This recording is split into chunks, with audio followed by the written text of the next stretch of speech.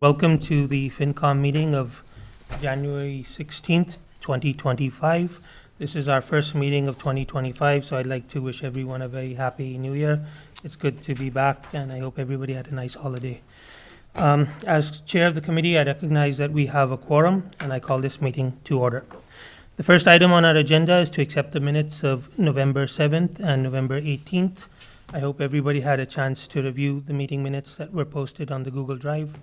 If so, may I get a motion to approve both of them? So moved. Second. All in favor of the motion, please say aye. Aye. All against, please say nay. The motion passes. We shall now move to the town manager's report. We will start with some reserve fund transfer stuff that we're going to work on today. Good evening, committee members.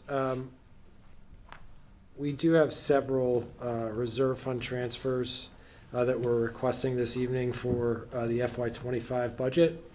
The first is a $15,000 increase to the building inspector fee account.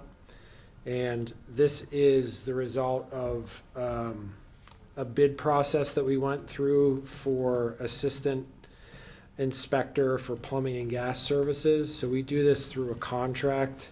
And we've known historically that we've been kind of underfunding this and getting a good deal through a local contractor. And as everyone has cost pressures, when we went out to bid again for this 3-year cycle, we've seen a bigger increase, certainly than we have funding for in the budget. So again, we have about $10,000 in this budget line item, and we need $15,000 additional dollars to cover the cost of services that we need. This position supports the plumbing, gas, and fire inspection services that are performed through the building inspector's office and fire department. Does anybody from the committee have a comment or question? Dennis? So, did it go up by almost more than double the fee? It did, yes. Yep. Yeah. And so what do we take in for fees collected for the inspections? I don't know if we can pull that up. Okay. We could definitely have run those numbers, but I don't have them on hand at this time. Sorry about that. Okay. But if I had to guess, it's much more than Yeah. the 25,000. Yeah, I was just curious, but, Yeah. I mean, and how many bidders were there? We had reached out to 3 applicants and received 2 replies. Okay. Was it the same person as before who won the bid? Yeah. Correct, yeah. That was the question I had. So, Dave? I'm sorry, so the fees we collect, does that go into this fund, or does it go into the general fund, and then we go out? The latter. So Okay. it comes in as a local receipt. Okay. So I can share what Please. we've received. So for gas permits, we've collected $35,000 to date. And for plumbing, $27,000 to date. So it pays for itself. Yeah. Thank you. Gene? Is that a 3-year contract? It is. Yes. Any other questions on gas and plumbing? Maybe just one clarification. Is that in line with the market? I think so. We knew the last 3-year deal that we had was probably the last time we were going to have it at just $10,000 a year. So Thank you. Okay, if not, may I get a motion to approve this particular transfer? So moved. Second. All in favor, please say aye. Aye. All against, please say nay. The motion passes. We'll move on to the assessor's separate appropriations account. So this is a request for $35,000 to augment the assessor's budget. These funds are used for contracted services associated with in-field appraisal and assessment work. The reason that this wasn't included in the budget is that fiscal year 26 is the start of a recertification year for the town with the Department of Revenue. However, given the scope of work that the Department of Revenue is asking us to take on, when we laid it out, we determined that we needed to get started much before as soon as possible. rather than waiting to the start of the fiscal year. So we have a lot of pre-work to do before the Department of Revenue comes in. So these funds will enable us to hire the contractor and ensure that we meet our statutory deadlines with the Department of Revenue for that recertification year. Milind? So just curious question, Kevin. So, will this contractor be, once we identify, start now or Yes. wait for the, okay. They'll be in place. And then second question, if I may ask, again, curious, is how frequently do we do this certification? It's every 5 5 years, years, 5 5 years years. with the state. Yep, every 5 years. Thanks. Any further questions, comments? What was the total again? The totaling request is $35,000. Thank you. One follow-up on that. So is that 35 itself, or do we already allocated some amount to that? It's 35,000. Flat. And that will cover 2 years. Okay.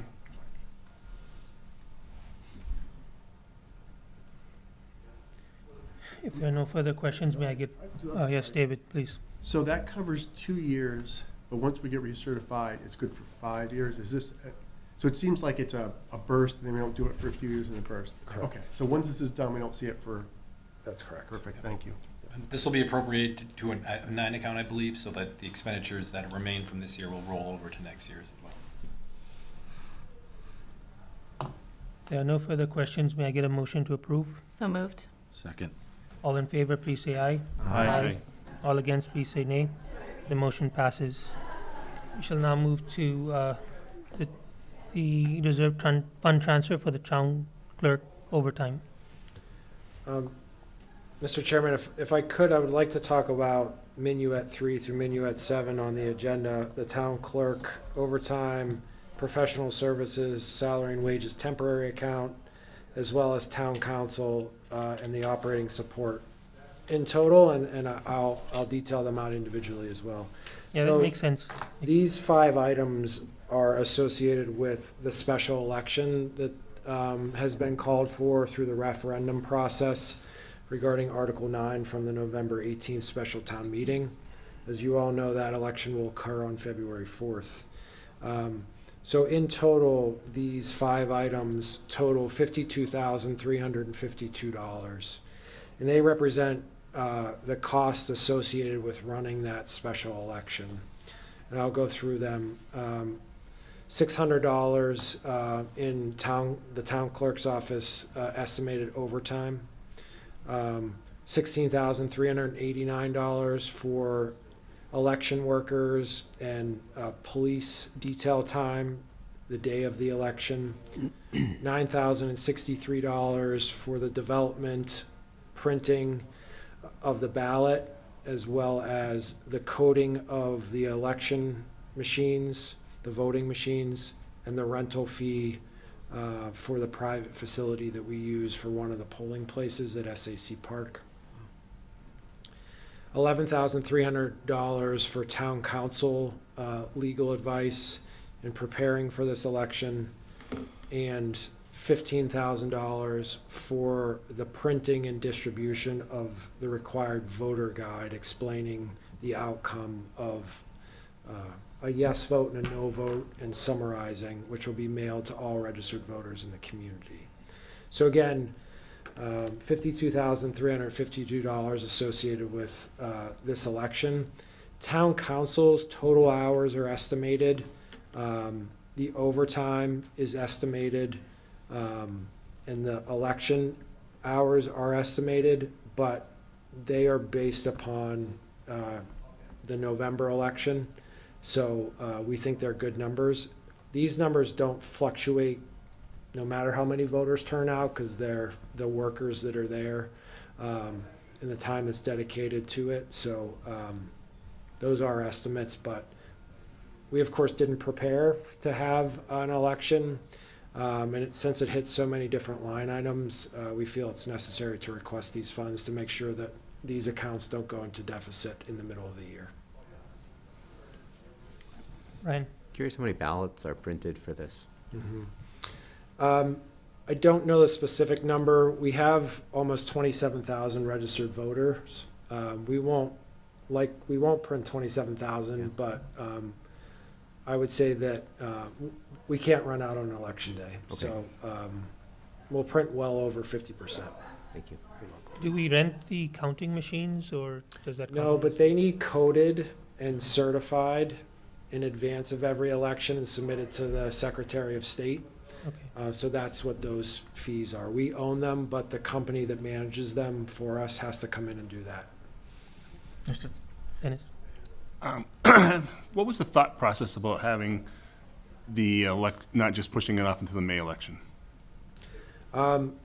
So that decision was made by the select board, but I can try to summarize. One aspect of consideration is gaining compliance because of the grant impacts. I can tell you, just yesterday, we received a letter from the fire marshal telling us that we will not be receiving a $25,000 grant that we're eligible for, that we use to purchase firefighter turnout gear because we're not compliant with MBTA communities.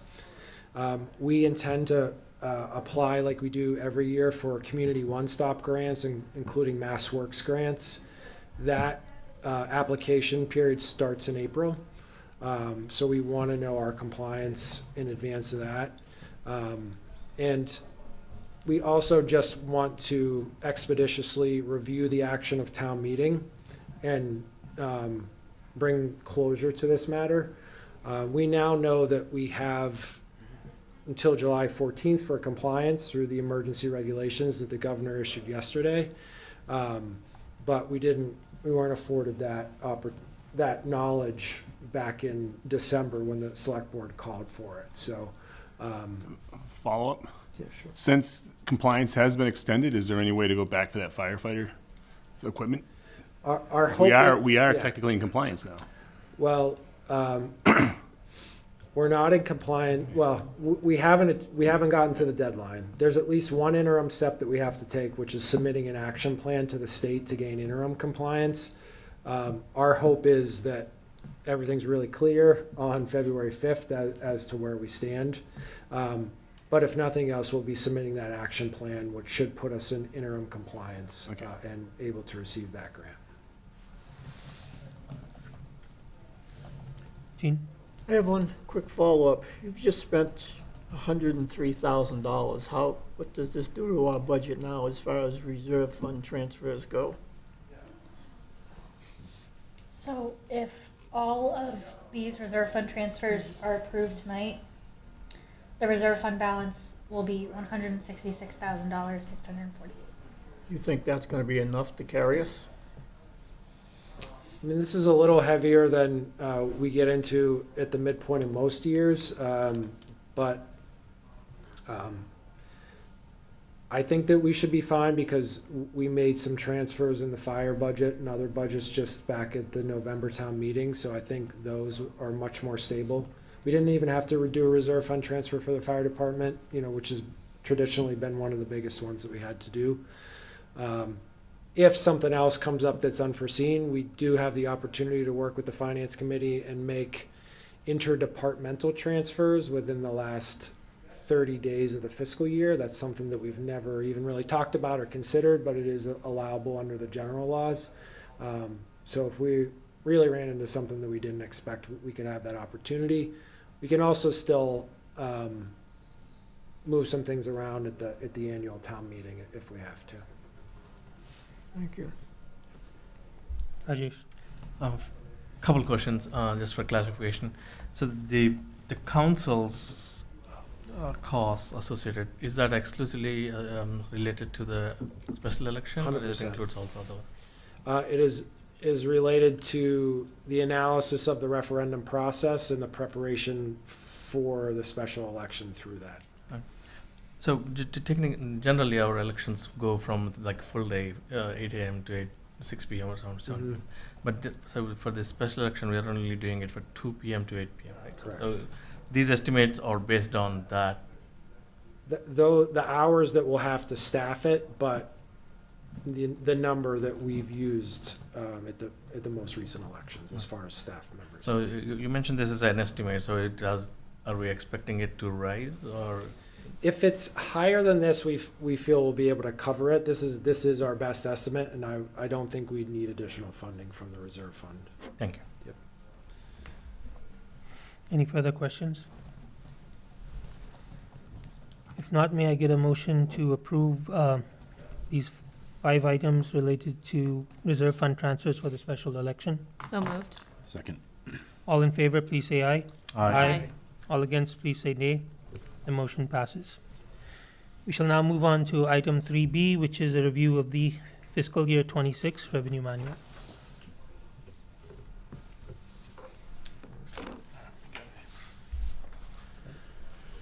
Good evening, committee. I'm looking forward to going through the FY26 revenue manual with you at this time. We'll be going over the data that was available at the end of the calendar year, and this will be further updated with the release of fiscal projection 1 in February. So we're going to start with a review of the main revenue categories for FY26. The town of Shrewsbury's fiscal capacity is derived from its ability to levy taxes on property and charge for certain fees for service. The revenue manual that we're going to go through has been developed to provide a comprehensive reference for the town's various revenue sources and inform the budgeting process for FY26. The complete FY26 manual has been published online, and copies can also be provided for the public's upon request. So now moving on to the summary, the total revenue is projected at this time at $188,589,196, which is approximately a decrease of 1.1 million or 0.63% less than FY25 special town meeting. Next slide, Alex. All right. So here, the property tax levy, in accordance with the provisions of Proposition 2.5, will increase to $115,125,698, which is 3.1 million or 2.84% greater than FY25. This includes a base 2.5% increase over 25, and the property tax revenues dedicated to debt service, which have been excluded from the provisions of Prop 2.5, will provide approximately 8.6 million, which is 637,075 less than FY25. State aid estimates are made up of 3 main components: cherry sheet aid, which is the annual recurring aid for education, general government, and other categories; tax exemption aid, and highway construction, preservation, and improvement through the Chapter 90 formula. The state aid is projected at $27,227,643, which is approximately 1% increase over FY25. As we see each year, this figure will be updated with the issuance of each fiscal projection if there is updates from the governor's state budget for that time. The town's utility operations, solid waste, water and sewer, and stormwater are projected to raise $21,816,944 in revenue during FY26. This is approximately a decrease of 2.6 million or 5.1% in comparison to FY25. Additional funds may be identified from other funds in the Treasury to fund further ongoing capital and maintenance projects for these operations as the budget process matures. And one of the reasons that there is a decrease is we were able to close out some warrant articles on old projects, and we were able to use that as revenue projects. So it's not always the case that we have additional revenue from projects to close out. Local receipt revenues are forecasted to yield 16.5 million, which is an increase of 920,000 or 6.45% over FY25 budgeted revenue. Local receipts is the revenue category most exposed to general economic conditions, and projections will regularly be updated throughout the budget process. Free cash funds are appropriated in accordance with the town's reserve fund policy, and the current projected appropriation from free cash is 2.7 million for FY26 based on the currently anticipated warrant articles. The remaining other available funds include revenues related to the sale of cemetery lots, cemetery trust, debt service revenue from Selco, internal account transfers that we're estimating, bond interest reserve, cable public access funds, anticipated community preservation committee revenues, and this Selco revenue used to further reduce the tax rate. All these together are projected to raise $5,205,911 in FY26. The override stabilization is the centerpiece of the commitment of the Select Board and the School Committee in prolonging the duration of the funds raised from the approved override ballot in May 2021. These funds are reserved for future appropriation by town meeting to fund the operations of municipal and educational departments, as well as shared operating support expenses. Since FY22, the town has consistently deposited funds into the override stabilization at least once annually, and the current balance as of the end of November was $9,470,465. At this point in time, there is no planned use of the override stabilization fund within FY26. Next slide, Alex. All right. Now we're going to take a look at property tax. This is the primary source of revenue for virtually all Massachusetts municipalities. In Shrewsbury, property taxes represent approximately 60% of our annual revenues. Property taxes are levied on real property, land and buildings, and personal property or equipment. State law mandates that communities update their property values at least every 5 years and obtain state certification that such values represent full and fair cash value. A reevaluation was conducted in FY21, and in interim years, the town reviews and adjusts values to ensure they represent current market conditions. And as we've discussed earlier, we will be coming up on the next reevaluation in FY26. Property values and new growth for FY26 are preliminary estimates used to project the levy limit. The FY25 levy limit was $102,675,615, and the 2.5% increase allowed for FY26 is $2,566,890. New growth from construction not previously on the tax rolls is expected to add approximately $1.25 million to the levy. This estimate is supported by both the 3, 5-year, and 10-year averages of tax levy growth. An additional $8,633,193 is added to the tax levy to cover the costs of debt service for projects approved by the voters as Proposition 2.5 debt overrides or exclusions. The added debt exclusion amount is net of other available sources dedicated to debt service, is estimated at $48,056. And finally, the projection for FY26 tax levy is, again, $115,125,698, which is an increase of $3.1 million over FY25. One final note, these figures do not reflect an improved debt exclusion of $15.4 million for the DPW/Town Hall Facilities Project. If this project is voted at a special town meeting in 2025, it would be added to a ballot question in May in 2025 election, and there would be approximately $696,000 in additional excluded debt. All right, your turn, Alex. So the second largest revenue category behind the tax levy is state aid. State aid is the restricted and unrestricted aid municipalities receive through the state budget. As Mr. Stonin mentioned, the state budget is usually released sometime in January, so prior to the release, we've applied a conservative 1% increase to most categories where applicable. State aid is broken out into the following categories. General government aid is a direct local aid and additional assistance that consists of unrestricted general government aid, veterans benefits, of which the town receives a 75% reimbursement rate, and pilot payments for state-owned land not subject to local property taxes. The FY26 budget is estimated at $3,681,715 for general government aid. Next is Chapter 90. These funds are allocated for roadway capital improvements, such as highway construction, preservation, and improvement projects.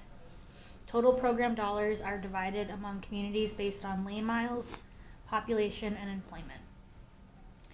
In FY '25, a new appropriation was incorporated into Chapter 90, known as the Fair Share Amendment. These funds must be spent on public education and transportation, and the apportionment is automatically incorporated into the town's existing Chapter 90 contract with Mass DOT. An increase based on the state's anticipated funding has been estimated at $1,619,465. The next category is school aid, which is direct aid for schools based on the number of pupils enrolled. Each district is guaranteed to receive at least $30 per pupil in Chapter 70 aid. School aid also includes charter school tuition reimbursements for the costs associated with pupils attending charter schools. And we've held school aid level funded with FY '25. The next category is tax exemptions, of which we have several categories of property tax exemptions that we receive a partial reimbursement for. This includes veterans exemptions, blind persons, surviving spouses, and elderly who meet the exemption requirements. At this time, we're holding tax exemptions level funded with FY '25. The last state aid category, cherry sheet offsets, are typically grant funds for school choice tuition and the library. These are reserved for direct expenditures by those departments and cannot be used for generally available revenue. Cherry sheet offsets have been level funded with FY '25. In total, state aid revenue is forecasted at $27,227,643, which again is a conservative 1% increase. These figures will be further reviewed and revised as the state budget is developed. All right. The town's utility revenue consists of funds generated through water, sewer, stormwater, and solid waste enterprise fees. The water rates are reviewed regularly by the water commissioners or the select board to ensure that the fees generated accurately support the cost to supply clean drinking water to the community. Likewise, sewer and stormwater rates are reviewed regularly by the sewer commissioners to ensure that the fees generated accurately support the costs of their respective enterprises. Lastly, the pricing of both the pay-as-you-throw bags and bulk waste stickers may be adjusted to ensure the receipts received by the solid waste enterprise offsets approximately 50% of the enterprise costs, with the remaining coming through the tax levy. If we start at the top here and work our way down, the FY '26 solid waste enterprise revenue forecast assumes similar revenue projections as the preceding years since the pay-as-you-throw bag fee went into effect in July 2021. And at this point in time, if there are no rate increases, revenues are projected to remain level. Now moving again down to sewer. Recently, necessary infrastructure projects have drawn heavily on the sewer surplus account. FY '26 sewer revenue projections were tabulated from the figures provided in the sewer commissioner's April 5th, 2024 memo in accordance with the sewer rate analysis that was approved by the sewer commissioners March 15th, 2021. The MS4 2016 permit is an unfunded federal mandate that requires operators of an MS4s to significantly bolster and provide additional services to their stormwater management program. In February 2019, the Board of Sewer Commissioners approved the Stormwater Management Rules and Regulation.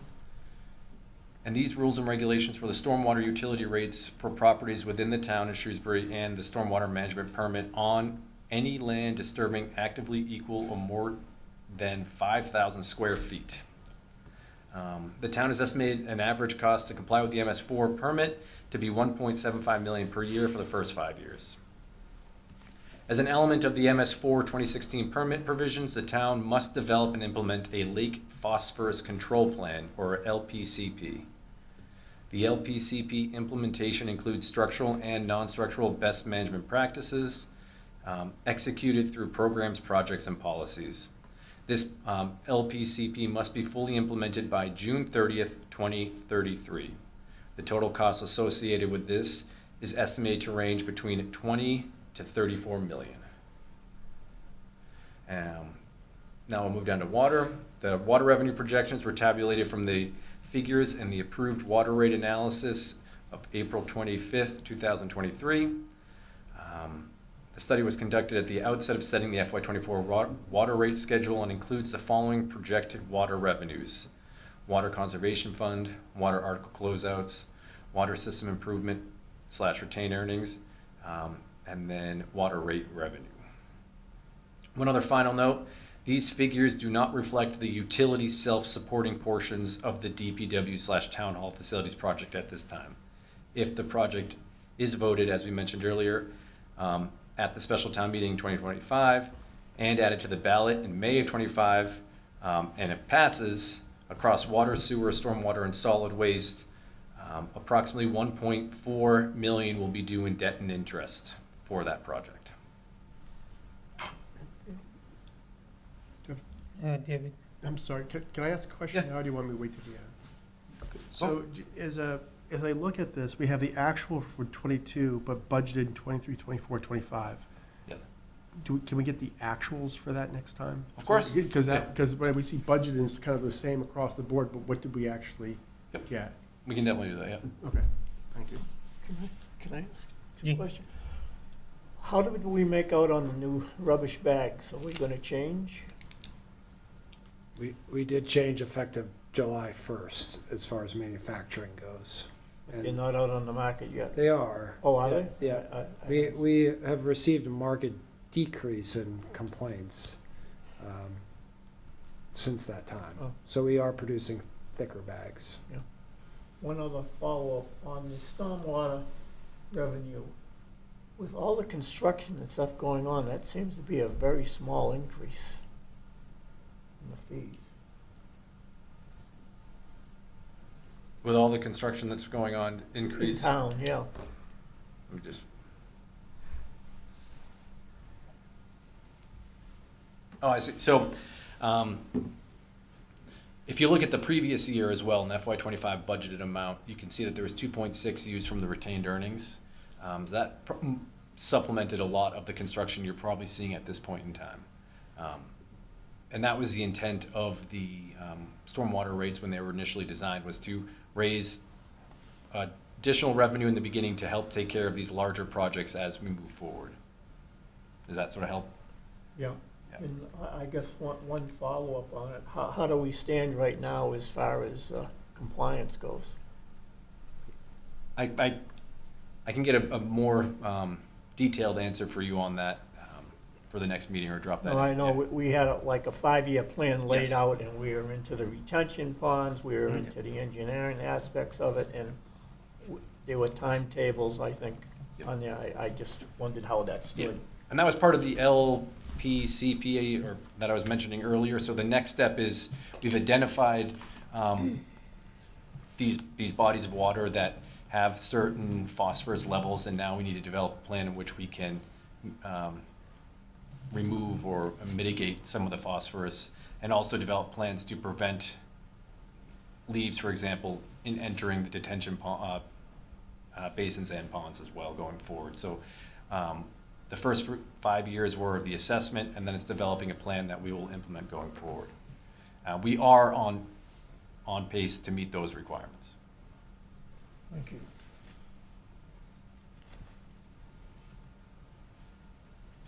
All right, Cable Public Access Fund. On May 16th, 2018, the Public Education Governmental Access Programming and Services Agreement was signed between the town of Shrewsbury and the nonprofit Shrewsbury Media Connection for the purposes of the provision of PEG access programming, PEG access services, facilities, training, and equipment. The revenue for this fund is comprised from the franchise fees collected for the use of the town's cable television, public education, and governmental access. As per the 2024 agreement, the town shall provide a percentage of the gross annual revenue from cable operations to provide the PEG program. The funds for these payments are recovered through revenue collected via the contract terms of the town's cable television franchise license granted to Selco. At this point in time, the projection for FY '26 cable public access fund revenue is $388,836.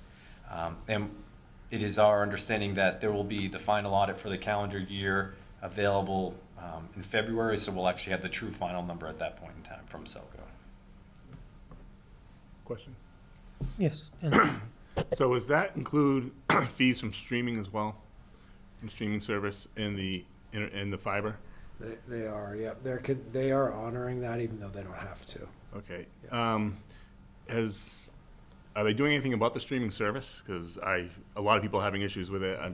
Hasn't been that bad for me, but it feels like a lot of people are going to drop Cellco streaming and move to, Fubo, whatever the different ones are out there.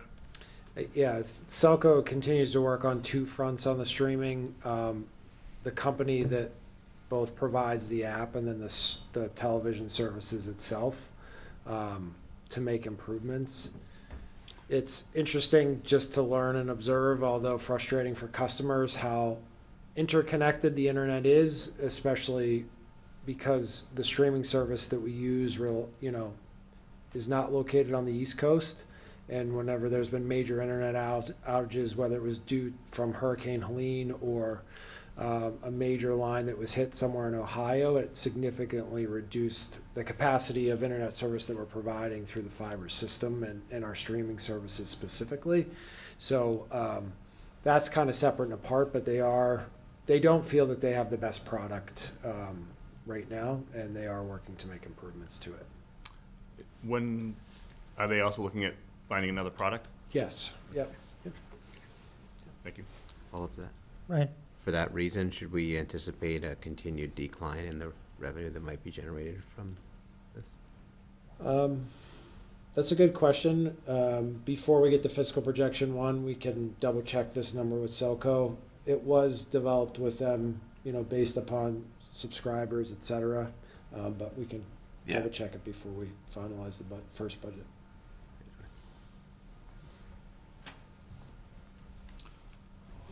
Yep. Just to piggyback that, Kevin, have they seen a decrease since fiber went live? And when you look back to 25, and here we are in 26, have they seen a decrease in customers Yeah, opting the system? definitely. Yep. To Dennis's point? Yeah, definitely. Yep. I don't know if I don't think fiber is everywhere in the community yet. Not yet. Not yet. Do they have a plan when they're going to? I thought it was supposed to be completed already by now. It Even was back supposed to last have year.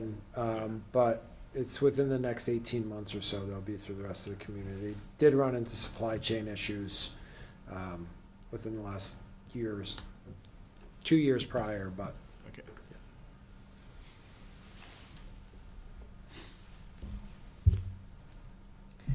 All right, so the next category is local receipts. This committee is pretty familiar. We talk about this category a lot.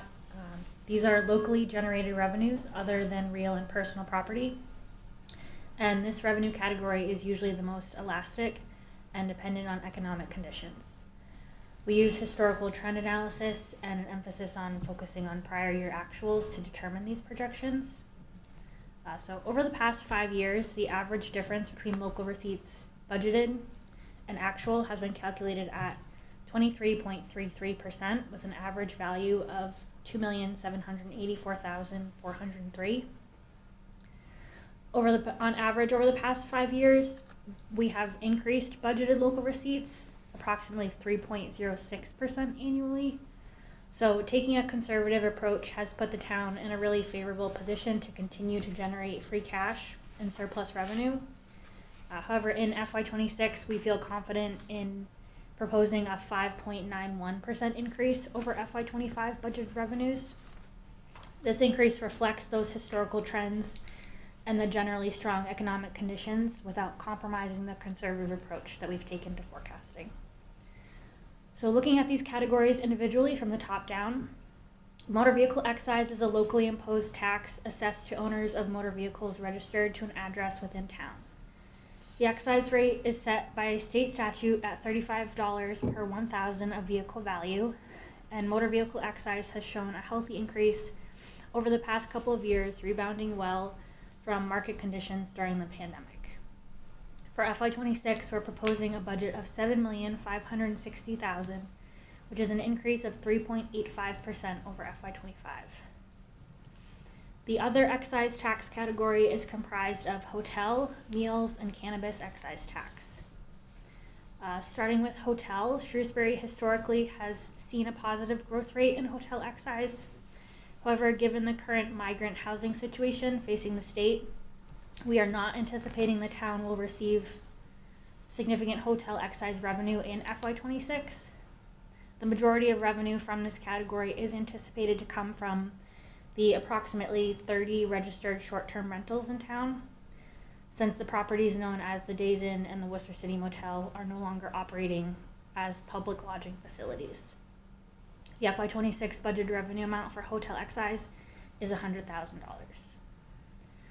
Meals tax is anticipated to remain steady based on historical averages, and in FY '26 we propose a budget of $775,000, which is an increase of approximately 8% and aligns with historical actuals. This is another revenue category that has rebounded strongly from the impacts of the pandemic. The last category in other excise is cannabis excise, and this revenue category was first introduced in FY '22. This is a local sales tax on the retail sales of marijuana or marijuana products at a rate of 3%. Revenue is now significant enough from these sources to be broken out into a separate category.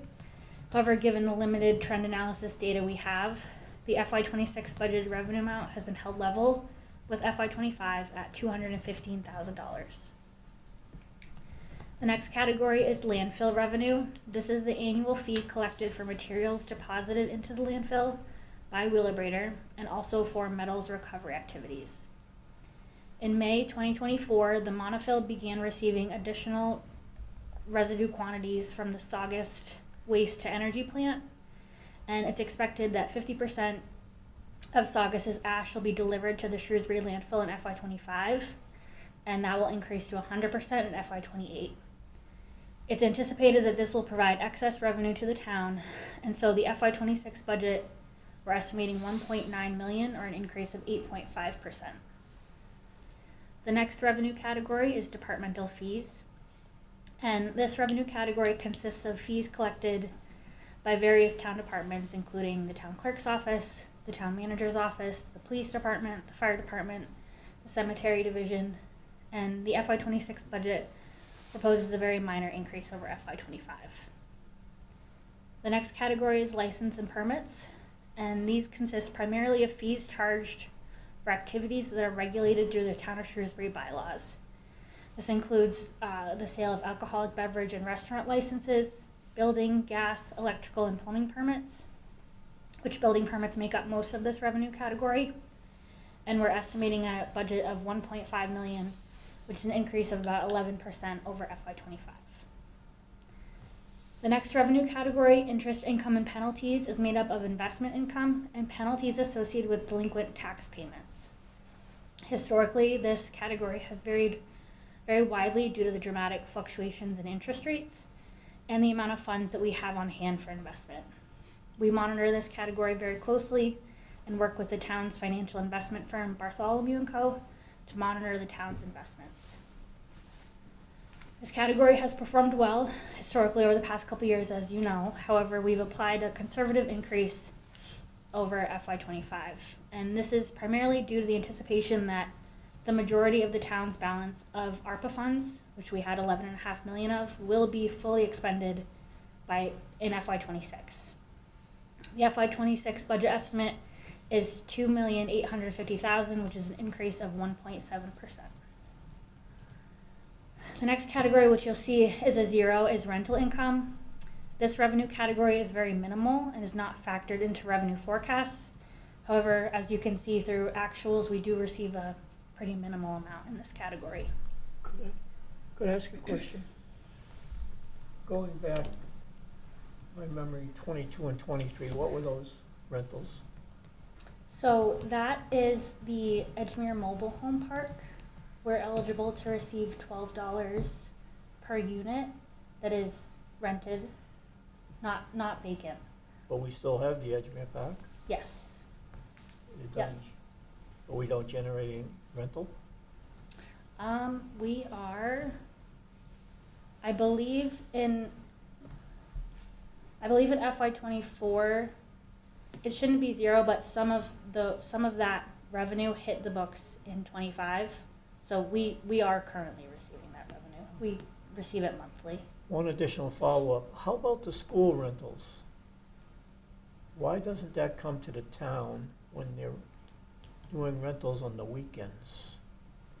It's retained by, It's retained by the school department, yeah. I don't have the answer to the why, but Yeah. that Well, is, I mean, we must provide lights yeah, and of course. gen, Yeah.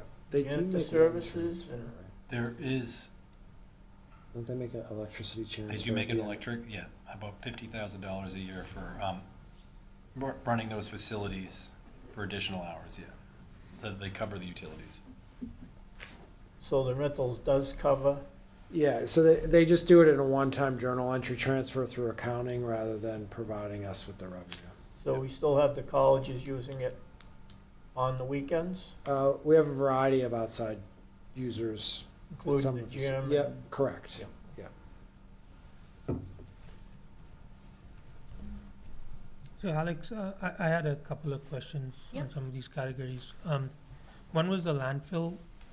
If memory serves me correctly, we're gonna run out of that very soon, in a few years. So that would be a severe depreciation in our local receipts once that happens, Yep. close to $2 million. Yeah, so 2031 is the timeline that we're aware of at this point, with regards to the current permanent capacity for it. We have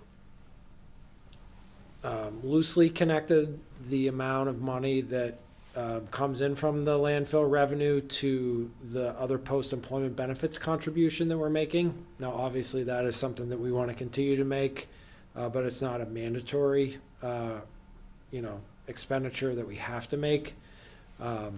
So we loosely tie those together through the policies that the select board set, but we're moving into that final window of time, and it is something that we do need to pay attention, over the next 2 or 3 fiscal cycles. Sure. Well, what is the plan to use of that property after we cap it?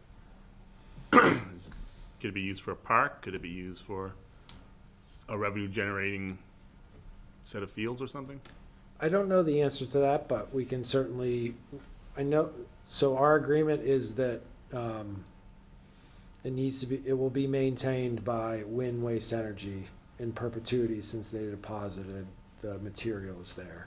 Whether the topography of the site allows for any additional use, I'm not sure, like those uses that even you've solar. determined, but yeah, that's what I was just gonna say. Perhaps additional solar, just like is on the closed section to the east right So now. we are thinking about how we might be able to generate revenue Mhm. in the future. Yeah. Rajesh? A couple of questions related to the hotel tax. So does the state providing any compensation for the lost revenue from the hotels and associated? Yeah, so we, go ahead. Yeah, so they did in FY '24, and I believe that they've Just extended did, that into FY '25. So we're expecting to get the money from the state for that? This year, yes. Yeah, the one change is though, is that the Days Inn is closed and it's being the shelter's being operated out of the Worcester City, so there's just a lot fewer rooms that are there. The Days Inn is being renovated, so hopefully that comes back online as a public lodging facility in the near future, and we would be able to increase it. But the state just issued the determination that they are gonna continue to pay excise tax within the last week or so for this fiscal year. So up until this point, we didn't know whether they were going to or not. Okay, thank you. One other quick question related to the income and on interest income, where with the assets that Bartholomew is managing. So we did last time some provision that they can manage it more or diversify much more better than what they're doing. So does it enables more income coming in? Do we expect that? Not this bucket of funds. That was just the trust funds. Okay. So those are segregated from what's called the operating account, which provides this revenue source. So on the cannabis sales, when they first came about, we were guaranteed a certain amount per year, and it seems that's gone away, right? It was after 3 years, I think. But it seems like that's fairly flat. I think, what is it, like just over 200,000 this year we're projecting?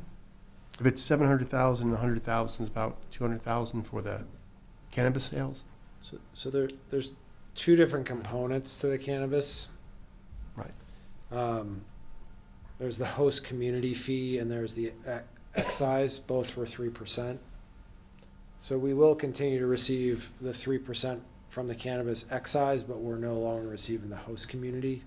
But we haven't planned for host community Yeah. in the last two fiscal cycles, Correct. so. And that second aspect, the additional, that falls into the last category, remaining revenue. I can wrap that up real quickly if there are further more questions. So that's the last category. This includes various fees and reimbursements, including a pilot payment from the Shrewsbury Housing Authority. It also includes miscellaneous recurring supplemental real estate tax, which is a supplemental tax assessment on new construction. It includes reimbursements for the cost of transportation for non-resident pupils and the annual license fee paid to the town by Selco for the use of the solar array. In regards to the cannabis community impact fee that historically had flowed through this category, new host community agreements have been executed with both establishments in accordance with Mass General Law, and we will no longer include the additional 3% impact fee. So in this line, we're anticipating $500,000. But is the other fee that we have been collecting been decreasing? Because you're saying it's about 200,000 for all the shops, but in the beginning, they were talking about that for one shop.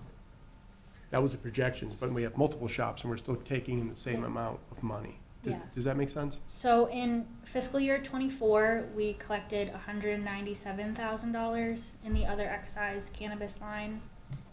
In '23, 220,000. In '22, 305,000.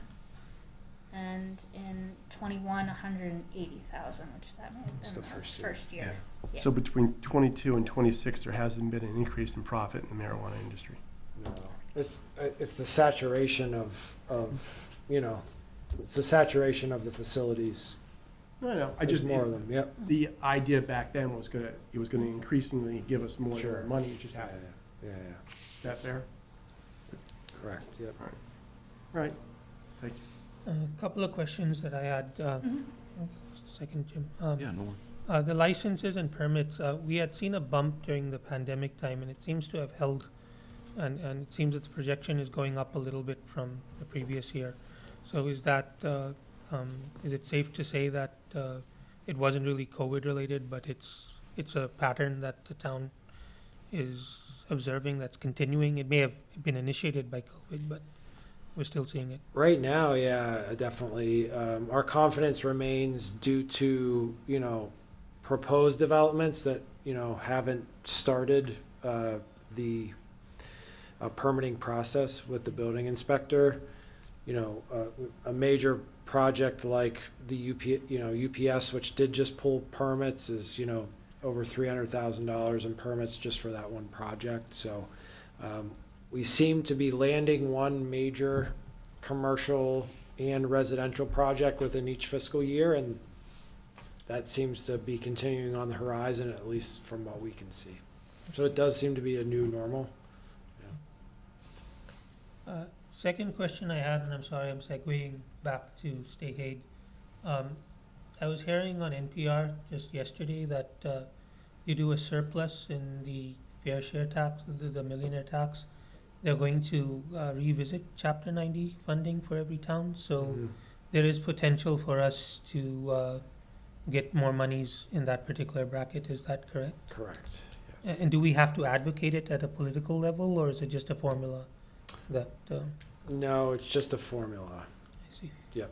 And it's based on public lane miles of roadway. So are we in potential to receive a big bump? I know we can't put a number at this point, but is there any confidence about what potentially could happen? I haven't heard any specifics related to that increase. We are anticipating more local or Chapter 90 revenue for fiscal year 26. But we'll see if they make a mid-year adjustment this year. Jim, you had a question? Yeah, Alex, just if we go back to landfill for a second. Who's the agreement we have that are depositing ash, you said earlier? Saugus, Saugus. And can you remind me, how long have they been doing that? this is the second year. The second year. And that you said they're gonna incrementally go from X% to 100%? 50% this current year, and it will go up to 100% starting in FY '28.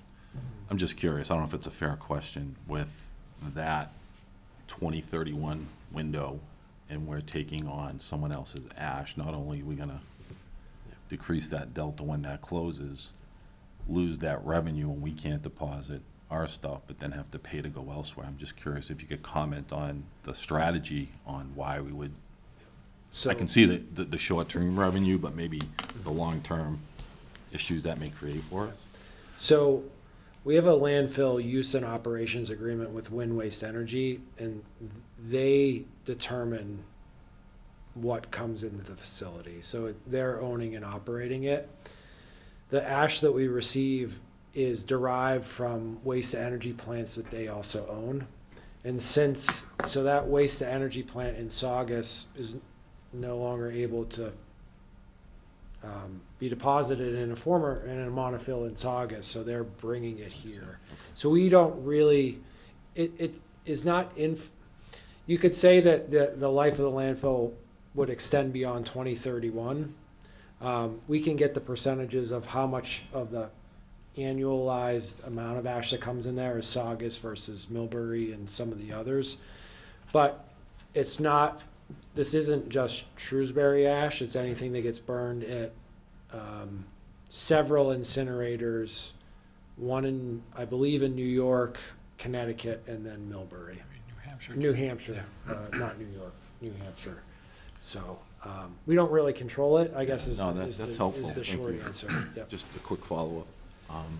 Do we negotiate that, Kevin, or do we have a seat at the table with that? Yes, our current agreement for landfill operations runs through 2027, so it's actually on the horizon. There may be an article to bring in a consultant to help us. One of the most challenging parts is valuing cubic yards of airspace for Right. ash deposit, so, but yes, it's through 2027. Oh, that's helpful, thank you. Sure.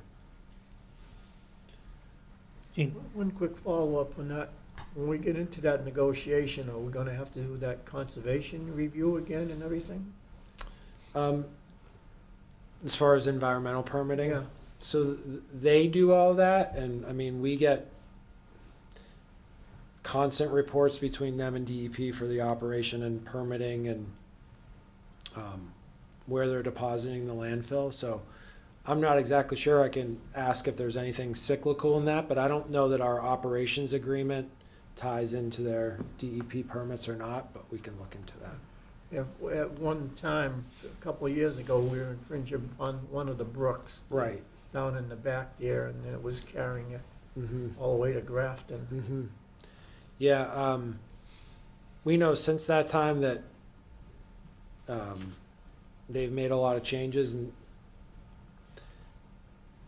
done a better job of capturing any of the water that goes into the area, into the sewer system, because when we have a lot of rain, it surges the system there. So any water that goes into an open part of an open cell gets captured and then goes into the sewer system. It doesn't discharge. So any water that's being discharged as groundwater is not making its way to the ash itself.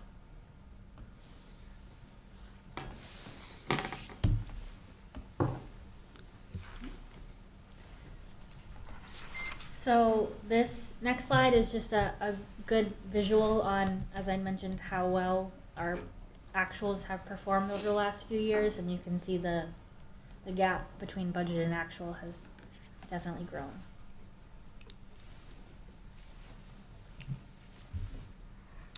Why do you think that is? Generally, good economic conditions. No, but I mean, why are the estimates getting further from the actual? So we've been very conservative in our year-over-year increase. As I mentioned, I think on average we would increase budgeted amounts by 3% each year, and they've averaged 22% over that. So we're confident in bumping that 3% up to 6% this year. If I can just supplement that, I mean, definitely, as Alex said, the level of growth the pace of growth has been unprecedented. Even if you just look at motor vehicle excise from FY22 to, FY24 actuals, it's $1.6 million. And that's a massive increase.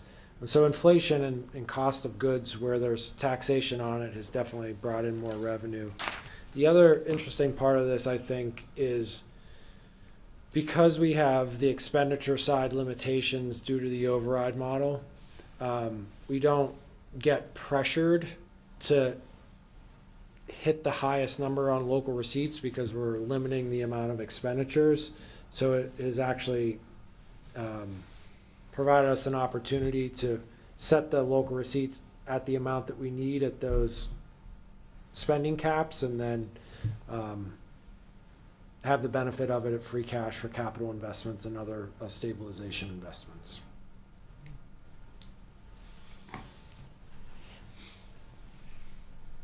All right. Free cash, which is certified as of July 1st each year by the Commonwealth Department of Revenue, represents the portion of the general fund surplus revenue that is unrestricted and available for appropriation. These funds, once certified, may be used to support supplemental appropriations during the year, to support the ensuing fiscal year's budget, to reduce the tax levy, or to serve as emergency reserves. Free cash is generated when the actual operating results compare favorably with the budget, such as when actual revenues exceed the original estimates, and/or when actual expenditures are less than the amounts that were appropriated. Free cash is also affected by increases or decreases in uncollected property taxes, deficits in non-general funds, and any other legally incurred operating deficits such as snow removal overdrafts. The DOR recommends that the towns maintain a free cash balance equal to no less than 5% of their fiscal year operating budget. And the Select Board adopted a fiscal policy endeavoring to generate free cash equivalent to 3 to 5% of the annual general fund budget, while amounts in excess of 2.5% of the proposed operating budget will be available for capital or other one-time expenses. It should be noted that over the past decade, the average free cash balance as a percentage of the prior year operating budget has been 5.91%. The town's free cash balance as of June 30th, 2024 was $12,504,686. In accordance with the town's policy, it's recommended that $2.7 million of the existing balance be appropriated towards the FY26 budget as follows. $35,000 for the Lake Quinsigamond Commission, $300,000 to maintain the general stabilization balance at policy level, $350,000 for counseling and educational services through SYFS, $20,000 to continue to fund the insurance trust, and $8,000 to fund the medical expenses for retired police and fire individuals. And then lastly, $2 million for capital improvements. Next slide, Alex. All right, so here. Stabilization fund. So we're going to go over a couple governing guidelines. Mass General Law, Chapter 40, Section 5B allows for the establishment of stabilization funds for one or more different purposes. The creation of a fund requires a 2/3 vote of the legislative body and must clearly define the purpose of that specific fund. Any change to the purpose of the fund, along with any additions to or appropriations from the fund, requires 2/3 vote of that same legislative body. Any interest shall be added to and become part of the fund. For the town of Shrewsbury, the stabilization funds reported in the general fund as unassigned fund balance consist of the general stabilization fund and the override stabilization fund. The General Stabilization Fund is the town's main reserve fund designed to provide financial stability for all aspects of town operations while improving the town's creditworthiness and flexibility. And the override stabilization fund was created to manage revenues received from any Prop 2.5 override question. The creation of this special fund provides a financial mechanism to manage the approach of the select board and school committee to the town in prolonging the durations of the funds raised from the approved override ballot question of May 2021. The override stabilization fund helps the town overcome the challenges of long-term financial stability associated with the Prop 2.5. The first two tables on this slide provide a snapshot of the contributions and withdrawals from FY22 through FY26. A couple highlights. It should be noted that the town will be at policy level for general stabilization in FY26. And for FY25, this current fiscal year is the 5th year that incorporated the Proposition 2.5 override. At this time, the recommendation is that there will be 0 of the existing override stabilization balance used to fund operating costs for FY26. So just a question related to free cash and stabilization. Since we are well above the 5% target for free cash of the budget, percentage of the budget, couldn't we increase the contributions to some of the stabilization funds? We certainly could.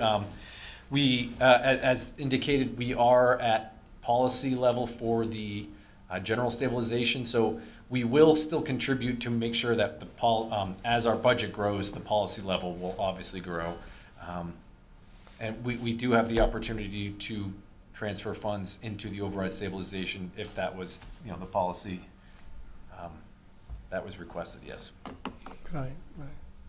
Yeah, I mean, I understand the general fund, we sort of have an idea of like a bank account, you like Yeah. so much, but if we had much higher than normal revenue last year and projecting it this year, it would make sense that the override fund would also increase, right? Mhm. But we're decreasing it.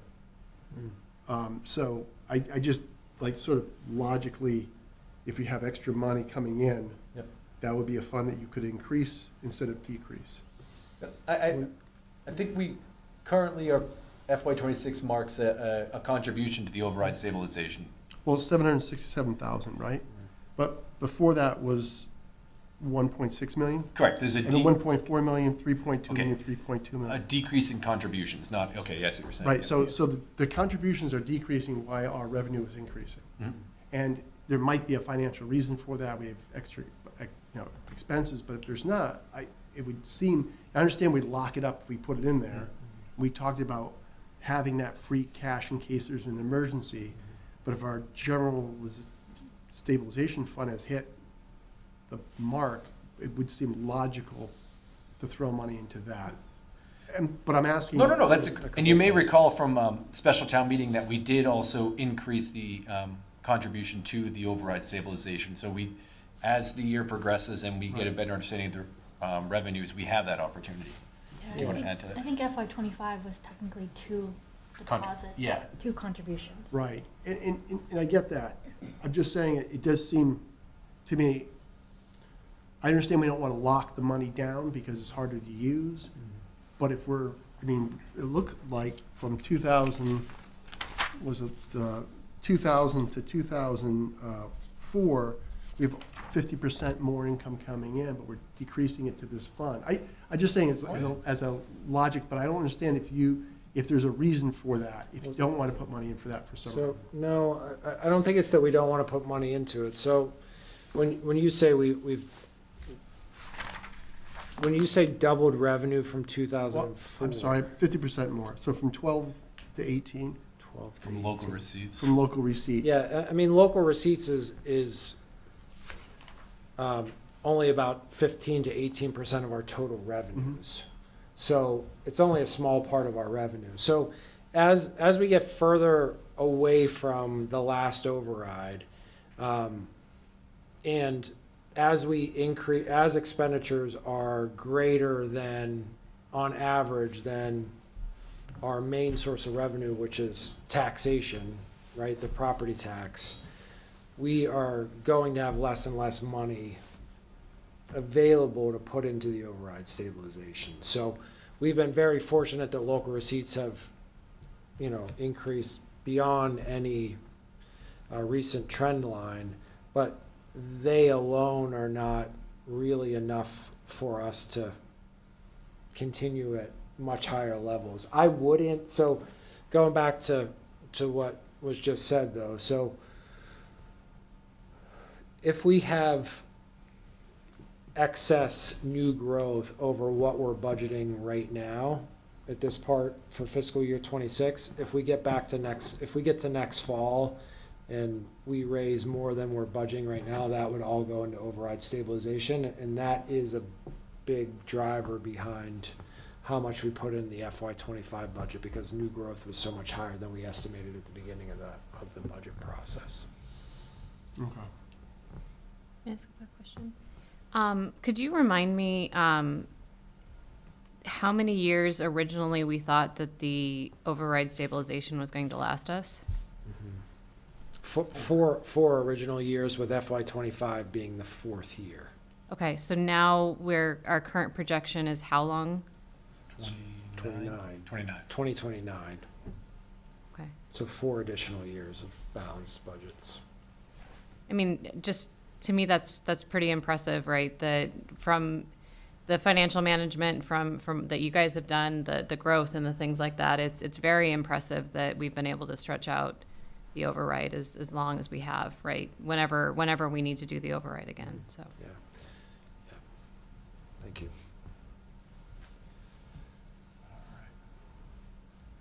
Now we reduce levy? Yes, all right, excellent. Revenues comprised in this category include free cash and Selco revenue to further reduce the tax rate. Roughly 67.5% of the revenue within this category is generated through voluntary pilot contributions from Selco. These contributions are dependent on a strong financial position of Selco at the end of each of their calendar or fiscal years. It's important, this is a testament of the value of municipal utilities and Selco's shared commitment to our community. Revenues for FY26 will be held level with FY25, but are also dependent on collaboration with Selco. Pilot payments are subject to the ability for Selco to make these payments, as well as negotiations between the town and Selco, and they often consist of property value times tax rate, and then any additional supplemental funds after that. The projection for FY26 funds to reduce the tax levy is estimated at $1,536,090, as broken out on this slide.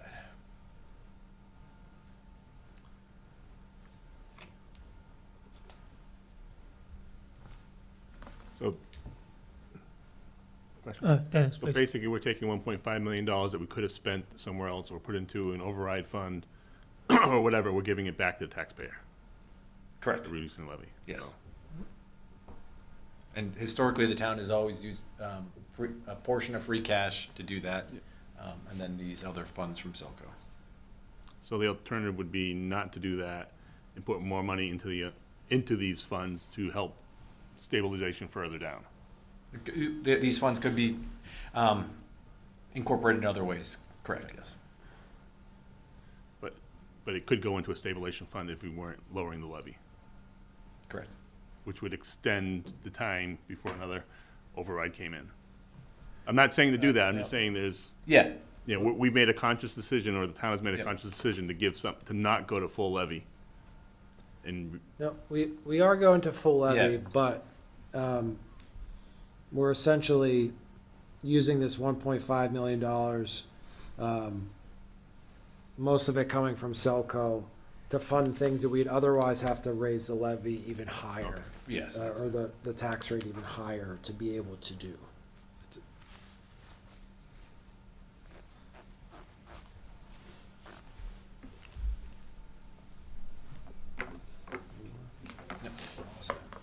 All right, so the last category is other available funds, and revenues in this category include a variety of sources, including funds transferred from the sale of cemetery lots account, debt service payments from Selco, departmental account transfers, funding for the Cable Public Access Fund, which we reviewed earlier, and funding for Community Preservation Act projects. There are a couple categories within this group that at this phase in the budget development we have not forecasted. However, in order to be more accurate, we have started to include them in the FY26 revenue manual, and these categories are account transfers and funding for CPC projects. So we took a look at some averages for the past few years, and that's how we got the 866,795 for account transfers and the 1 million for community preservation. That's the estimated amount that would be available for projects in FY26. So further updates to these revenue categories will be provided throughout the development of the budget. Gene? Question on the sale of cemetery lots. You're kind of smoothing that along. What is the total in that budget? Let me see if I can get that.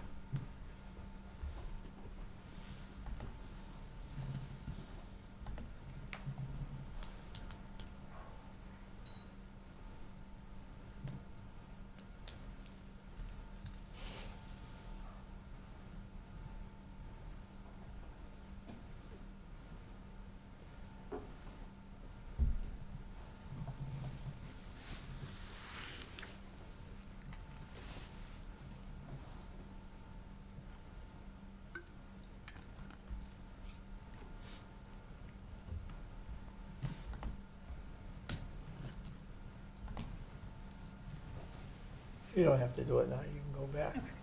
I'll get that for you. Yeah, Dennis? I'm just, as we're talking about the cemetery lots, when are we expecting to start construction up at Prospect Park? I've signed a contract, so it should be within the next, once weather's permitting, yeah, once they can get started. Okay, so probably early spring. Yeah. Rajesh? One quick question regarding CPC. So are we expecting a less amount than previous years, funds from the state? So the CPC funds entered here represent two separate buckets. There's the funds that we will appropriate from the tax levy through the CPC charge, and then there is also the existing funds from their designated reserve buckets for projects. There is a calculation on the amount that we do receive from the state, and we use an average here. Whatever is represented is sort of an in and out, but we felt that the revenue manual wasn't really reflective of all the revenues, because if we didn't include CPC and some of these account transfers, each year we brought this manual forward, we would be presenting a budget that was 3 million or so less, which is never really the case. So it's really meant to just make it more comparable to year. So, yeah, so just to add on to what Dave said, so this should not be construed as the revenue that we'll receive in total through the Community Preservation Act. It's what we intend to expend on projects. Okay. So we would anticipate that we would receive the same or a little bit greater than the previous year. So a little over $1.3 million in total new revenue, but this is what we'd be appropriating specifically to put towards projects. The current balance of the sale of cemetery lots account is $71,000. Can I ask quick question? So on the same note, what's the balance on CPC at this point?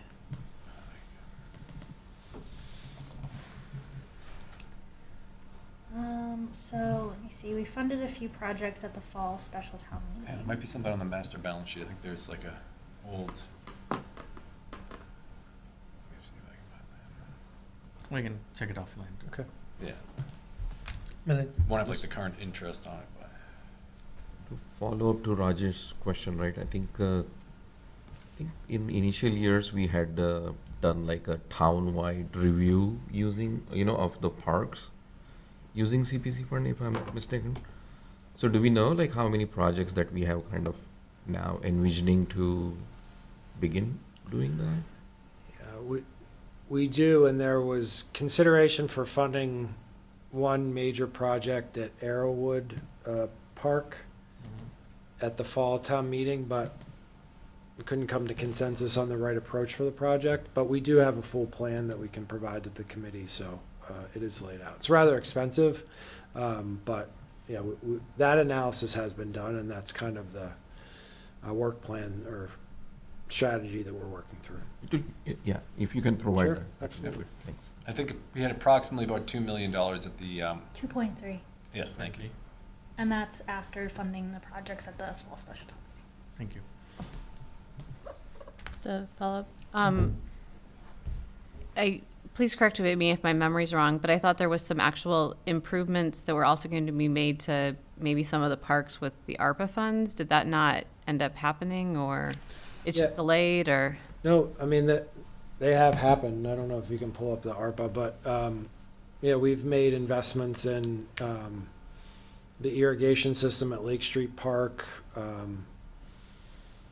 lighting of the pickleball courts at Coolidge School, improvements at Dean Park, including basketball courts and playground. Yep. The foundation, right? Didn't we do There's a. parking lot? Oh, yeah, Foundation Field. Yep. I believe it was design costs for a playground at Lake Street Park. Okay. Some improvements at Maple Ave Field. Gene?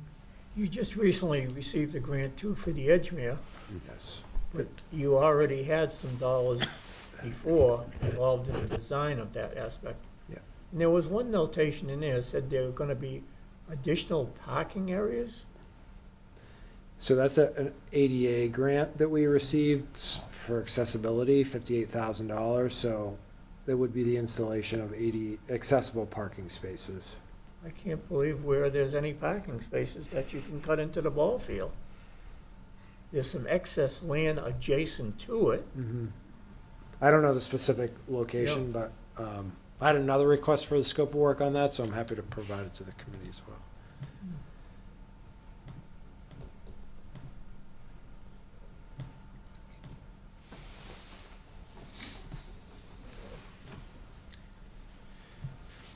Does that complete the presentation on the revenue manual? Yes, I it thought- does. Yes. Are there any other follow-up questions in general for the revenue manual? If not, we can proceed. I have, Oh, you did, a Milind, couple sorry. of comments, yeah. Thanks. I think for state aid, I know it's mentioned that, for, as part of Chapter 90, the Fair Share Act, the contribution is included. Is there a way to kind of separate that out, just to see Yeah. how much absolutely. state is kind of Yep. providing? Yeah, chapter 90 is usually about $900,000, so fair share's Oh, 500. 500. Okay, and then just to follow up, like, because it's like the Fair Share Act, it itself embeds like 50% should be spent on transportation and education. Do we have to report anything back, like how we are using it or to state? No, because they're only providing it to us through Chapter 90, which means we can only expend the funds that they give us on transportation. So it's kind of locked down as we receive it. And those are reimbursable funds, so they're expended and then submitted, and then we receive the Okay. funds afterwards. So at state level, even though it's like 50-50, it's kind of, for us, it's locked down because of. Correct. Yep. Gotcha. Yeah, so the 50/50 is how the governor or the legislature decides to appropriate those funds. Mhm. Thank you for Sure. that clarification. So then how does that work from an accounting perspective if it's reimbursable? Do we have to expend it from free cash or something and then get the reimbursement? I mean, if we don't have everything filed in time, it can negatively impact free cash.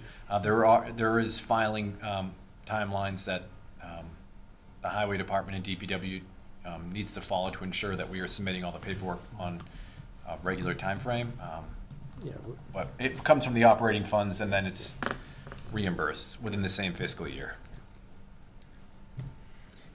Any other questions with respect to the revenue manual? If not, we can move to the quarterly update on fiscal year 2025. Excellent. All right, as Alex is pulling this up, this will be a quick snapshot of something we're hoping to do with both the Finance Committee and Select Board in fiscal years going forward. So what we have here is the second quarter financial report of the general fund revenue and expenditures and the utilities for FY '25. So this would be a snapshot again of the financials as at the end of the calendar year 2024. Okay, the first slide here, we're going to be looking at the general fund revenue. FY '25 second quarter financial report. This report is extracted from quarterly data provided through the town's enterprise resource planning system, or ERP, or MUNIS. These figures are unaudited at this point in time, but it's still valuable to understand them and see where we are as we progress. So what we can see, FY '25 annual town meeting, we anticipated 111 million in taxes. So far to date, through the end of the calendar year, we've collected about 48% of that, or 54 million. For state aid, we budgeted 24.9 million. We've collected a little over 50%. In local receipts, at the special town meeting, our budget was increased to 15.5 million, and we've collected just slightly under 50% at that point in time. Most of these figures are in line with what we've seen in previous years.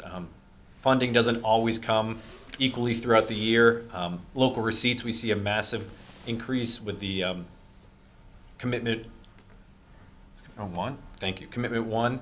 And also investment income comes at a slightly different schedule. So that usually adjusts the local receipts in different bursts. Quick question. Yes, please. Sorry, thanks for that. I was Yeah. about to ask, like, does it align with the previous trends? Do we see any risks in any of these categories? Not at this time. I do not see any significant risks. I think we'll have a much more clear shot at the end of the third quarter review, because that will be more telling of revenue received to date. I would also just add that the fact that we've collected nearly 50% of local receipts halfway through the year is really strong. Because as Dave said, commitment one for motor vehicle excise, $7 million, or whatever we've budgeted for, $7 million by itself will all come in between roughly, $6 million of that will all come in the months of March and April. So I would say local receipts is ahead of the curve for the year again. Yep. Thank you. Just a quick comment. Right. I think it will be good to have a number like how far we were at the same time last year. Yep. To tell the story, Yeah, I mean, that makes sense. Yeah. Yep. All right. We can provide that in local receipts if you're interested, or we can Yeah. just keep going. Okay, so now if we move on to the next one, Alex. So, general fund expenses, again, a quick snapshot. This figure here for the annual town meeting is less the expenses for education. It does include carry forwards from the previous fiscal year. And I also want to let everyone know that the retirement OPEB are paid up front on July 1st. So there are some payments that we make large amounts in at different times of the years, and our OPEB and retirement payments are typically one of those. So if we looked at quarter one, it would be more shocking. But now at quarter two, we've expended about 49% of the annual town meeting budget. So before I get too far along, Alex just calculated, we're about $700,000 ahead of where we were last year on local receipts, so more than 10%. Nice. thanks. Thank you, Alex. All right. So we're going to move on to the enterprise funds, solid waste, water, sewer, and stormwater. We'll be able to look at both their revenues and expenses at the same time. And we'll start with solid waste. Solid waste, budgeted appropriated revenues for the solid waste enterprise were 3.3 million. Of that, 1.7 was a general fund subsidy through the tax levy. 200,000 was from retained earnings, and then we anticipated on collecting 1.355 million from fees associated with the program. By the end of the calendar year, we've collected just about almost 48% of that, and expenses for the solid waste program at the end of the calendar year are about 43%. And the retained earnings balance as the beginning of the fiscal year was 237,000. And again, as we went through the revenue manual, we'll be intending on using some of those retained earnings to help support the solid waste program in FY '26. Next slide would be, all right, water. Water revenues. Initial appropriation was $6.1 million. We've collected over 52% of the revenue for the year between fees and other revenues. Other revenues may be permits associated to water and sewer. And expenses are about 29%. This is not out of the ordinary here. Sometimes it project costs are seasonal, and we may have started a project, but it hasn't come to a point where we're making the payments, or we may have lined up a project to begin in the early spring, and that's when we'll start seeing more payments. So this is fairly typical of both the water, sewer, and stormwater. So David, just back on solid waste, is there a typo? Because we say percentage collected is 47.74%, but the to-date dollar amount is just 646,000. No. How does the math get? Yeah, I can further clarify. So the general fund subsidy, we could say 100% of that's been collected right now. I see. But really, the percent collected is referring to the 1.3 million. I see. Yep. I see. Okay, thank you. All right, we'll go on to sewer now. All right, sewer. Sewer revenues were budgeted at $12.1 million. This includes $300,000 from the II inflow and infiltration fund, about $500,000 from article closeouts, and then $2 million from the sewer surplus, which is akin to the retained earnings of water, stormwater, and solid waste. So far, we've collected 65% of the revenues to date, and for expenses, it's about 18% by the end of the calendar year. We'll move to stormwater. That's a quick question. Yep. What is an article closeout? Excellent question. You might remember at town meeting, all the items at town meeting, they're articles, correct? Now, we have like one big article would be the whole general fund budget. But for water and sewer, sometimes we have individual projects, and those are all individual articles. So if there was replace the water main at a certain part of town and that project's done and there was 200,000 left over, Yep. town meeting needs to close it out and then it can be reappropriated. Thank you. Yep. All right. Stormwater. The appropriation at town meeting was $4.5 million. This was probably the largest revenue appropriation for stormwater to date. As we discussed earlier, we anticipate on collecting 1.9 in fees, and we used about 2.6 from retained earnings to help us meet our permit. We've collected about 52.5% to date, and thus far we've expended about 20% of the appropriated expenses. And that's really meant to be a really quick snapshot. Happy to take any questions. We can dig deeper into anything. This information we're also hoping we can get on the website soon so the residents can be aware of our expenses to date. Rajesh? Yeah, thank you very much. This is very helpful. And then this is nice to look at this halfway through to understand where we are. And if it's on the website, even better, right? Kudos to the good work. One quick question, maybe naive question, is the general fund subsidy for solid waste. Is there a reason why that particular item is general subsidized rather than other parts of the? Yep. That was part of the design and architecture of the solid waste enterprise. It's not 100% covered by fees. As it was developed, it was designed that the tax levy would cover a portion of it. That's a town policy. That can be changed. There's a couple ways to look at that. Like, yeah, that could be freed up from the tax levy, and that could significantly benefit other budgets. But that revenue would have to come from user fees, and so. So if this is not subsidized, now coming on to the users. The bag to pay fees. the bag fee. Correct, yeah. And then what, like, is there a time frame, sorry, is there a time frame we expect this to run out, or is it in perpetuity? We've been trying to maintain about a 50% split. So as new contracts or there's inflation or price changes, we've noticed that, the split grows to, we might be at about like 53% right now, so there may be adjustments to bring us back down. But I'm not aware of us eliminating the subsidy at this point in time. And you just have to go back to, prior to having a pay-as-you-throw program, the town would have, the general fund would have carried the whole cost. So the pay-as-you-throw program is a cost mitigation tool. It's not an entire cost recovery tool. Thank you. Just In- one quick question. Back to the revenue on the sewer and the water. How comes they're not the same? That's a good question. I think about this a lot sometimes, and maybe I shouldn't, but there is some aspect of it that we do have some sewer charges that are not directly tied to water consumption. That is an aspect of it.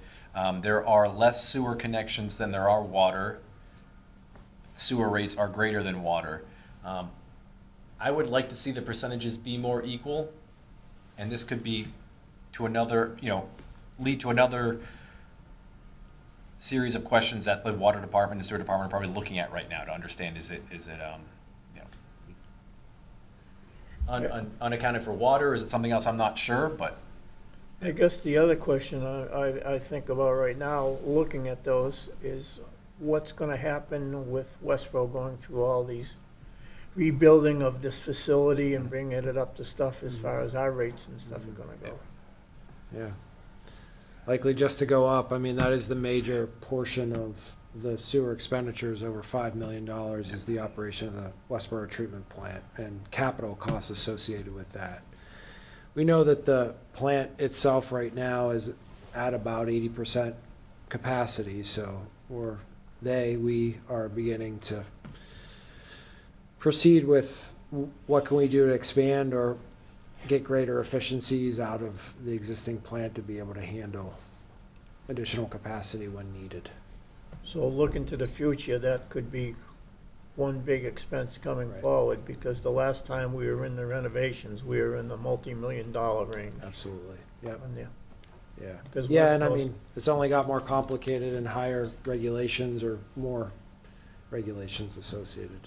According to the little community advertiser, Westboro's already stopped all connections. They have, The sewer. yeah, yes. At their 80%, they have stopped allowing future connections. We've had the extreme benefit of being able to divert flow to the upper Blackstone. Our entire flow, unlike the town of Westboro, doesn't go to the Westboro treatment plant. So we're not in that situation at this point in time. But we do need to be careful about any of those flows that do go to Westboro.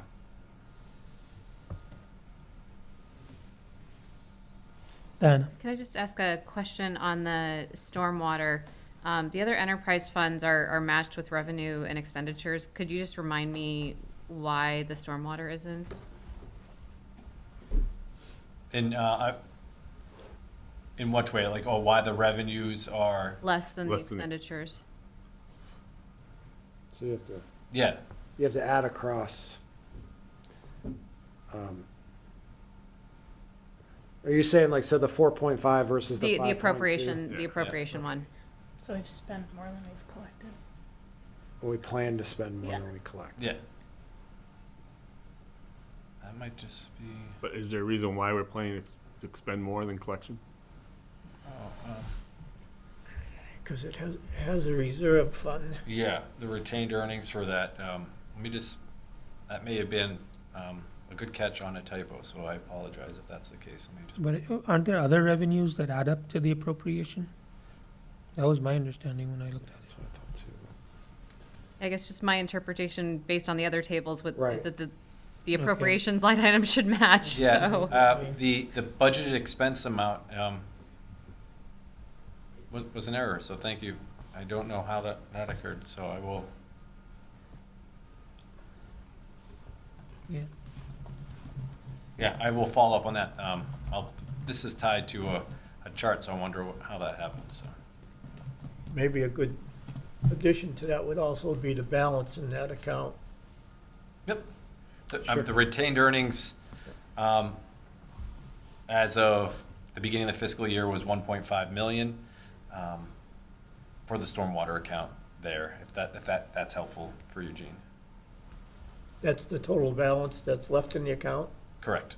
As of June 30th, I believe. As of June on the- 30th. the slide. Following the appropriation of 2.6 of it for this current fiscal year. And that's why there's also less of an appropriation for FY '26. Yeah, why is that like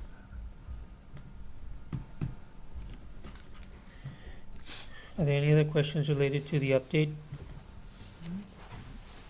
Not, thank you. We should move on to the next item, which is to review our meeting schedule. The upcoming meetings are February 20th, 2025. Then we enter our budget hearing cycle starting on March 20th, 2025 at 6 p.m., followed by our second hearing, which will be on March 22nd, a Saturday, starting at 8 a.m. in the morning. So our Thursday, March 20th meeting, we start a little bit early at 6 o'clock. I request that we schedule it for about till 9 because we tend to go over. So to keep it doable, we'll try to finish by a reasonable hour. Saturday, lunch is provided, and we start at 8 in the morning, and we generally, historically, we end around 3:30ish. Did you say you wanted to go at 6 PM on the 20th of February? We are on, March. March. No, March. no, that's what I Yeah, thought. yeah. I was talking about the budget hearing. Yeah. I have a request to the town manager's office. Could we get a list of resources that could help us in the budget hearing, like input of perhaps meetings that we should attend or listen into, or some that have already happened, and any other resources that we could study prior Absolutely. to, that would be really great. There haven't been any meetings, public meetings yet, but we will make sure that the committee is aware when we're presenting to the select board and all those things. Okay, that would be Yes. wonderful. Dennis? And are we gonna get, how much before the March 20th meeting will we get the materials to review? So the budget will be produced in February. Yeah, so fiscal projection 1 will be published on February 14th. We'll provide a very broad overview at the February 20th meeting, and we are, I believe, town staff will be expected to submit their presentations to us by around the first week of March. So once we get that all compiled, we can aim for at least 2 weeks out. Okay, that'd be good. So we're talking about the budget manual, the books, the printouts. Yeah. The books will be printed in February.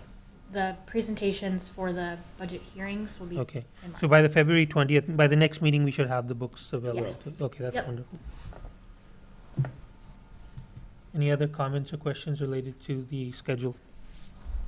Just with the presentations, I know last year you had asked us if there were certain things we were looking for guidance, and so I know we ask lots of questions, which can drag things out. But if there's any learnings or improvements or any other guidance we should discuss to give town staff and the department heads, perhaps we should do so at the February 20th meeting if Yeah, there's any further can- refinement. Yeah, from we can last definitely year's. add that as an agenda item to review Yeah. the next meeting. That's great. Any other comments on the schedule? Okay, thank you. We'll move on to the next item, which is other business. I'd like to just give an opportunity to the committee to give any feedback about the December workshop we had and any follow-up requests they may have. Is there anything anybody would like to bring to the attention of the committee, or something we could organize later? I just want to state, like, it was really informative session for sure, definitely it gave a lot of insights into, what all the things that go into. I think as we progress, it will be good to see, like, what variables, with the current, fiscal state that we are in, what is the flexibility, which parameters have a flexibility on our side that we can think about in upcoming fiscal years, maybe 2 years, 3 years down the line. I think that will be good to know, and we can collectively think about that. That's great. Diana?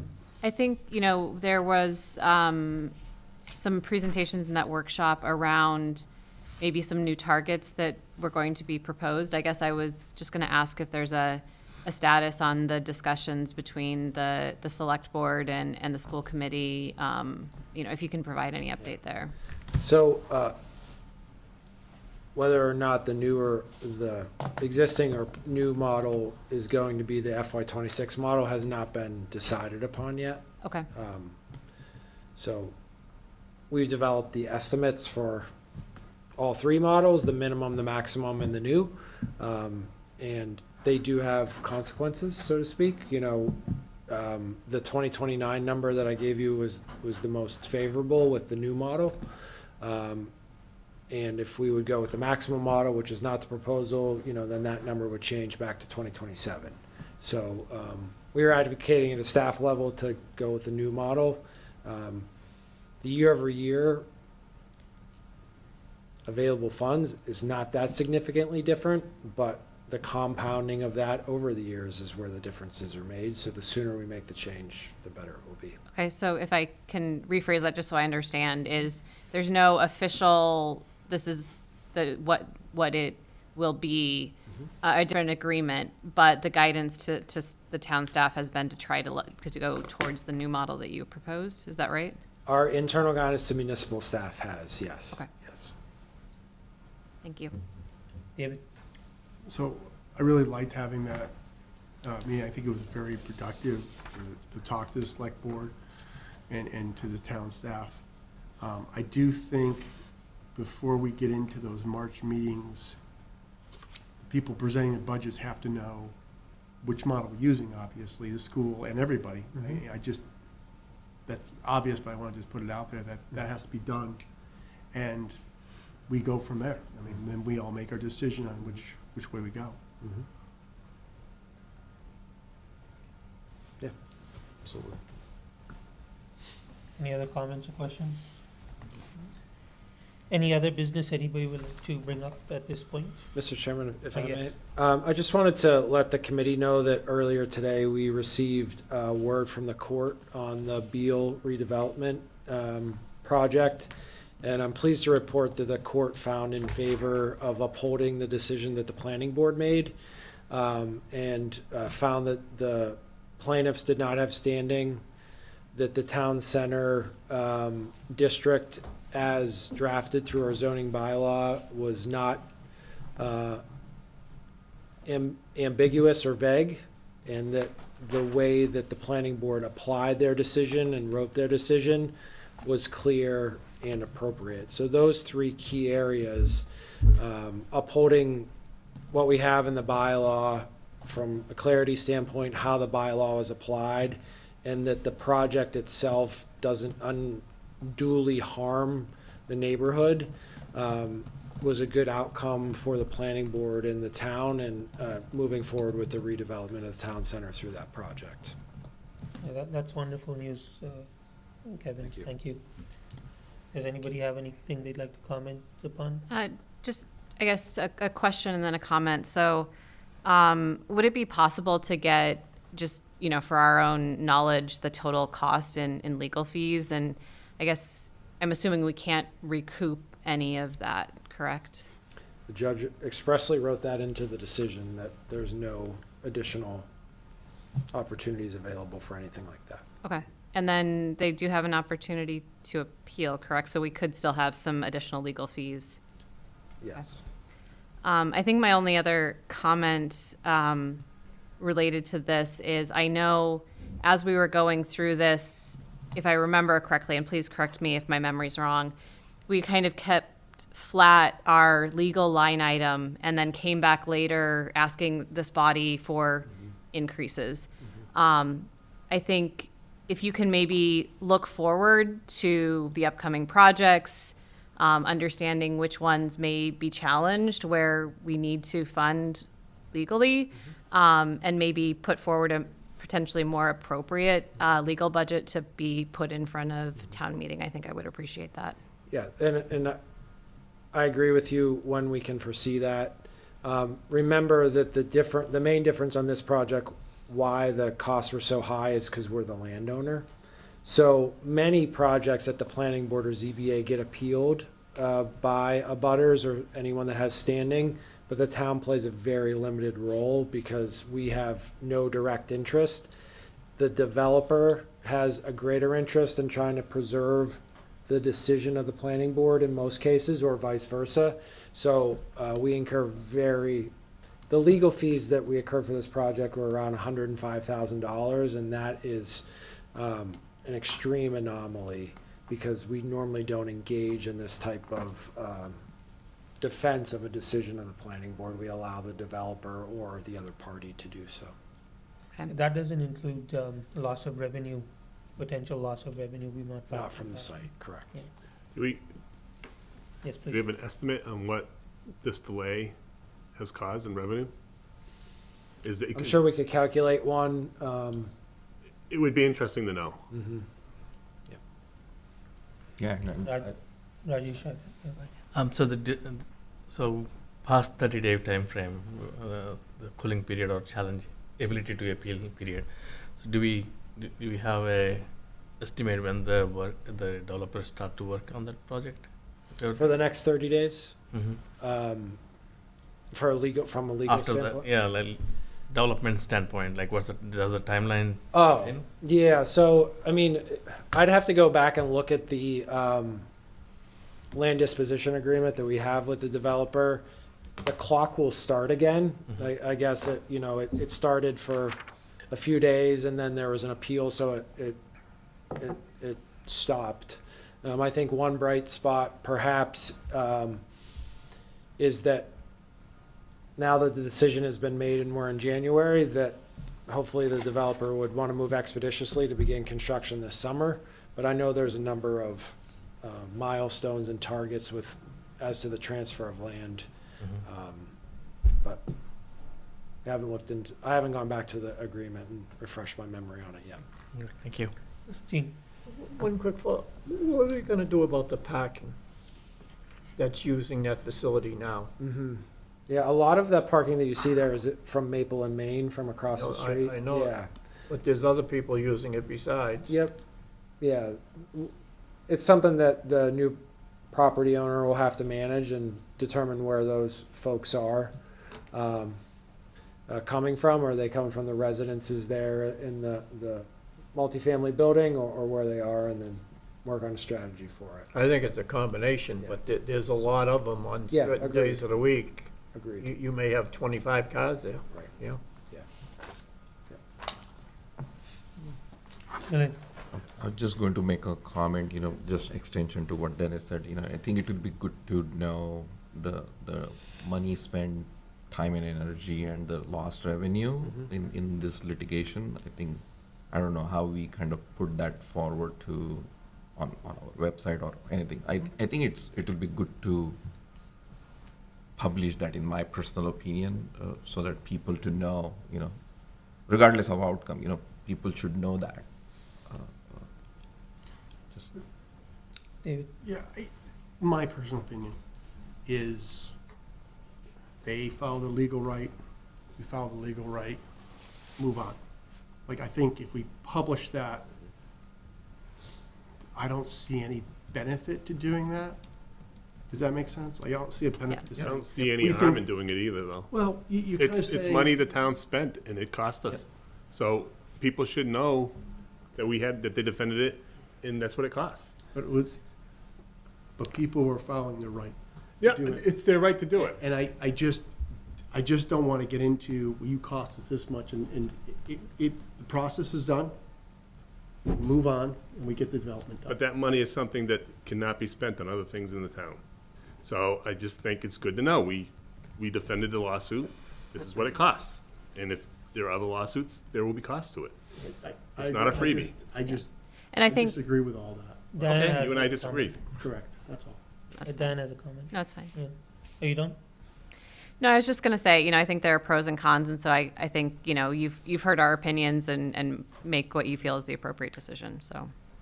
That's correct. I mean, I tend to align a little bit with David that bygones be bygones. We just move forward. We're one town. I think as a finance committee, we should know what was spent on that, though. I think we Yeah, should, we we as should the have that. finance committee I should didn't say know, about but- publishing it, but we Yeah. should know what it costs. Yes, I'm sorry, that's Chris, true. I'm talking about publishing it. Yeah, I mean, Yeah. putting on the website is just, probably not important, but we should know what it costs. Yeah, if we could get that information, that would be Yeah, absolutely. okay. Wanted to provide one clarification on the stormwater as well. It looks like I had accidentally grabbed a previous year's warrant article and added it to as well, so that the slide has been updated and the total expenses to date are 22% as opposed to the 18 earlier, so thank you for catching that. Okay, if there's no other business, you had something, Rajesh? No. No, okay. We can move on to item number 6, which is the correspondence we have received. So, we received 3 emails on November 12th, 15th, and 18th from Taylor Galusha, our communications coordinator. Then we received an email from our state rep, Hannah Kane, regarding the economic development bond bill. That was on November 20th. Then we received, once again, emails from Taylor on November 25th, December 9th, December 16th, December 23rd, January 6th, and January 13th. They were all related to the Stay Connected Shrewsbury newsletter she sends out. Are there any comments or questions on the correspondence that we received? Not, may I get a motion to adjourn? So moved. Second. All in favor, please say aye. Aye. All against, please say nay. The motion passes. Thank you all. Have a wonderful week. Thank you.